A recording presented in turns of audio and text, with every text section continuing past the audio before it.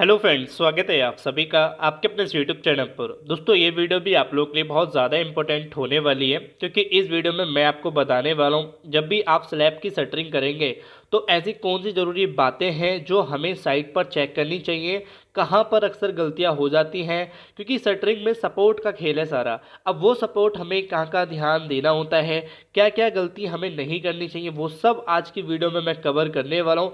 Video थोड़ी बड़ी हो सकती है, बट मैं एक एक पॉइंट आपको बताऊंगा ताकि आपको वो क्लियर होता चले, और साइट पे भी दिखाऊंगा। जैसे कि आप वीडियो में देख पा रहे हैं, यहाँ पे हम इस साइट का पूरा एग्जाम्पल लेंगे और इसमें बॉटम टू टॉप हम सारी चीज़ें चेक करेंगे कि हमें क्या ज़रूरी है साइट पे चेकलिस्ट करनी, और इसके अकॉर्डिंग ही आप अपने घर की शटरिंग को देखें कि सही है या नहीं। तो वीडियो अच्छी लगे तो प्लीज़ वीडियो को लाइक जरूर कर देना और चैनल को सब्सक्राइब जरूर कर लीजिए, क्योंकि आप बाद में भूल जाते हैं। तो सबसे पहले जो पॉइंट है वो हमेशा रहेगा, जो हमारे घर में यूज़ होने वाली जो बल्ली है या फिर जैक है।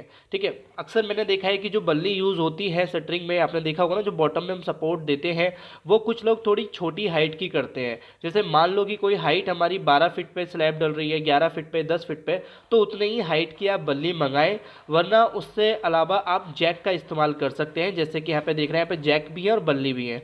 तो मैंने बहुत सी जगह देखा है क्या करते हैं कि वो बल्ली को छोटी हाइट लेते हैं, फिर उसके नीचे ईंट का सपोर्ट कर देते हैं 2-2 फीट, 3-3 फीट या 1-1 फीट तक। अब होता क्या है कि जब आपकी छत डल रही होती है और वाइब्रेटर चलता है तो उसकी वजह से थोड़ा सा क्या होता है, कंपन होता है, कंप्रेशन होता है, फिर उसके बाद वो बल्ली हिल जाती है या गिर भी जाती है कभी कभी। तो ये सेटलमेंट आ सकता है। दूसरा मैं अगर पॉइंट आपको बताऊं तो अक्सर मैंने एक चीज़ देखी है कि ज़्यादातर लोग बार अपने घर में जब पार्टीशन वॉल देते हैं तो उसके ऊपर वो, जैसे 4 इंची की पार्टीशन वॉल है लेकिन उसके ऊपर फिर वो 9 इंची का बीम देना चाहते हैं। जैसे कि आप यहाँ देख रहे हैं कि यहाँ पे 4 इंची की दीवार पे 9 इंची का बीम है। अब 9 इंची का बीम वो कैसे देना है वो मैं थोड़ा आपको बताता हूँ, क्योंकि उसका जो बेस बनेगा नीचे वो 9 इंची आना चाहिए, भले ही वो 4 इंची की दीवार है आपकी। तो देखो यहाँ पे, देखो 4 इंची की दीवार आपको दिखाई दे रही होगी उसका टॉप, और उसके जस्ट बराबर में क्या है, फट्टा या बैटन लगाया गया है ठीक 4 इंची का, ताकि जो हमारा बीम है वो 9 इंची का हो सके।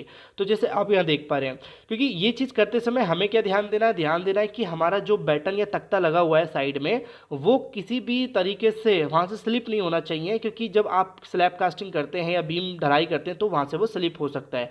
अब इसको सपोर्ट करने के लिए आपको क्या करना पड़ेगा, जैसे आप यहाँ देख रहे हैं कि ये दीवार आपकी 4 इंची की है और जस्ट बराबर में आप देख रहे हैं नीचे से बैटन लगाया गया है, और इसी बैटन पे आपको जो बीम के नीचे सपोर्ट देनी है वो आपको थोड़ा ज़्यादा सपोर्ट करना है ताकि ये स्लिप ना हो।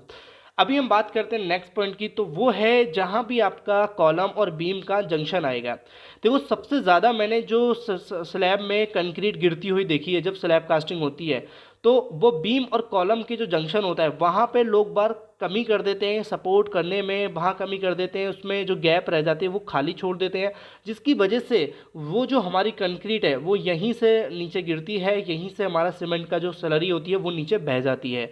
तो यहाँ पे देखो सपोर्ट अच्छे तरीके से दिया हुआ है, काफ़ी अच्छे तरीके से आपको सपोर्ट देना होगा, क्योंकि अगर आप सपोर्ट इस तरीके से नहीं दोगे तो फिर दिक्कत आ सकती है। क्योंकि यही 2-3 जगह ऐसी होती है जहाँ पे बीम में वाइब्रेटर भी हमारा काफ़ी तेज़ी चलता है, क्योंकि हमें यहाँ पे किसी भी तरह की कोई हनीकॉम नहीं चाहिए होती है, और हनीकॉम अगर आती है तो वो दिक्कत करती है हमारी कंक्रीट में। और शटरिंग का काम ही ये होता है कि हमारी कोई भी फ्रेश कंक्रीट है उसको एक सही आकार में बनाए रखना। तो शटरिंग फेल हुई तो यानी कि आपका पूरा ही पैसा बर्बाद हुआ।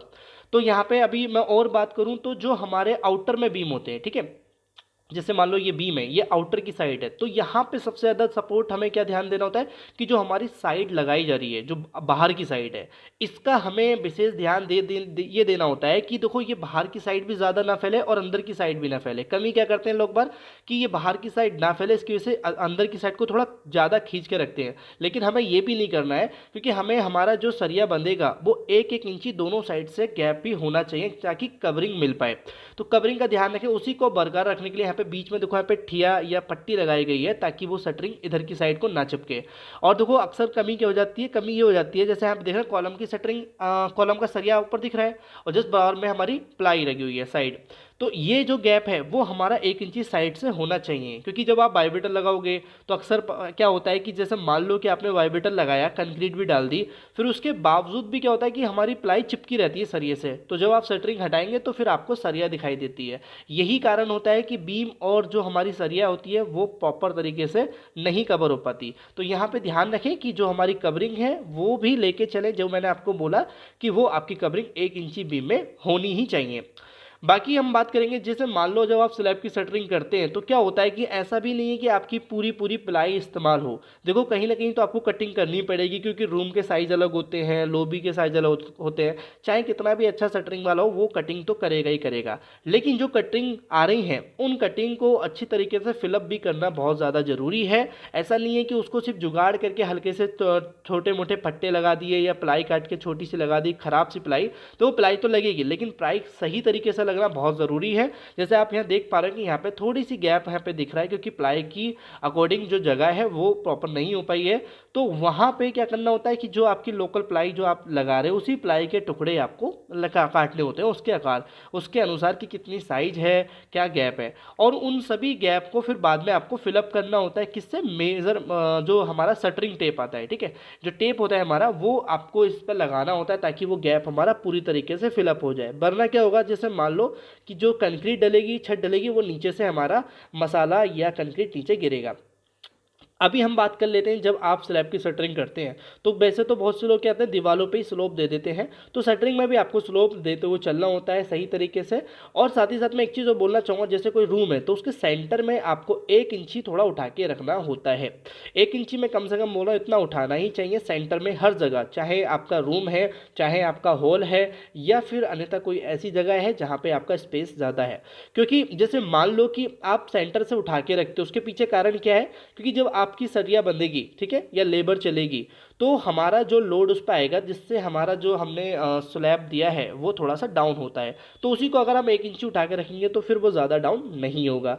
ऐसे ही हमें अपने घर के छज्जे जो निकाले जाते हैं वहाँ पे भी यही चीज़ ध्यान रखनी है कि जो भी हम अपना छज्जा निकाल रहे हैं वो थोड़ा सा आगे साइड से उठा के रखना होता है।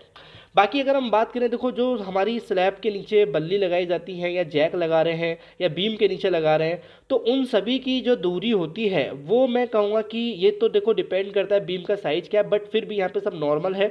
तो आपको 2-2.5 फीट से ज़्यादा बल्ली दूरी पे नहीं लगानी चाहिए, ठीक है। और खासकर जो छज्जे की बल्ली होती है वो आपकी छत डलने के बाद भी आपको नहीं हटानी चाहिए, चाहे आप और जगह की थोड़ी बहुत हटा सकते हैं, वो भी कुछ समय के बाद। कुछ लोग होते हैं ना कि जब आपकी छत डलती है तो कुछ बल्ली निकाल देते हैं। अभी थोड़ा सा बात कर लेते हैं कि शटरिंग हमें कितने दिन बाद हटानी चाहिए। देखो इसका जो टेक्निकली अगर मैं सारी बात चेक करूँ तो बहुत सी चीज़ें मैटर करती हैं कि भाई पीपीसी है, ओपीसी सीमेंट है, और आपका स्पेस कितना है, छोटा स्लैब है, बड़ा स्लैब है, बीम कितना बड़ा है, तो ये सभी। बट हम यहाँ पे फिर भी एक लेके चलेंगे कि आप 21 दिन में शटरिंग हटानी चाहिए। मैं रिकमेंड करता हूँ कि 21 दिन एक ऐसा टाइम है जहाँ पे आप 21 दिन के बाद कभी भी हटा सकते हैं, कभी भी। तो 21 दिन काफ़ी ठीक है। तो इस वीडियो से आपने कुछ भी सीखा तो प्लीज़ वीडियो को लाइक करना और चैनल को सब्सक्राइब करना, इससे हमें मोटिवेशन मिलेगी और हम आपके लिए इसी तरह की वीडियो लाते रहेंगे। तो थैंक यू फॉर वॉचिंग।